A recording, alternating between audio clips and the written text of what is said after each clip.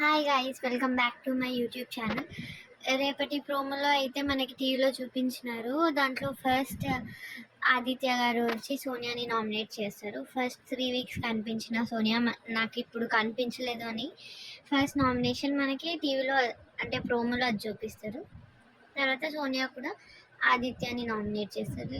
వీళ్ళిద్దరు చేసుకున్నారు అనమాట. నెక్స్ట్ మనకి నబీల్ని చూపిస్తారు. నబీల్ సోనియాని నువ్వు అరుచుకుంటా మాట్లాడినప్పుడు నీ నర్వ్స్ కనిపించినాయి అని తను లాస్ట్ టైం అన్న టాస్క్లో పాయింట్స్ అన్ని చెప్పి నామినేట్ చేస్తాడు.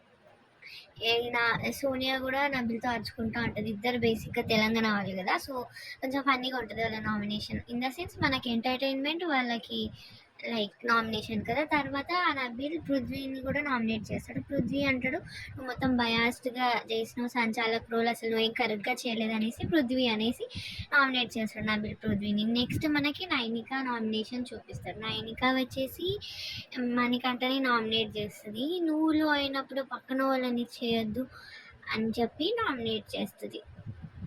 నెక్స్ట్ సోనియా నామినేషన్లో మనకి ఫస్ట్ నబీల్ ఉన్నాడు కదా, నబీల్ని నామినేట్ చేస్తుంది. దాని పాయింట్స్ వచ్చేసి ఫస్ట్ టాస్క్లో నువ్వే స్టార్ట్ చేసినావు అమ్మాయిలని ఎత్తి పెట్టడం, అంటే ఎత్తి పక్కకు తోసేయడం, ఫిజికల్ అయింది నువ్వు, రిటర్న్ ఇంకా నన్ను అంటున్నావు, నన్ను నామినేట్ చేసినావు అనేసి మాట్లాడితే నబీల్ నుండి డిఫెండ్ చేసుకుంటా ఉంటాడు.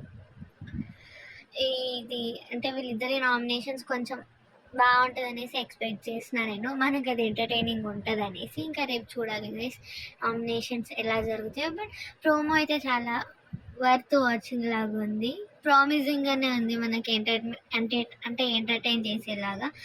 ఇక్కడ వీళ్ళిద్దరు నామినేషన్ పాయింట్స్ జరుగుతుంటే ఈ యష్మి నవ్వుతూ ఉంటుంది. Okay guys, bye.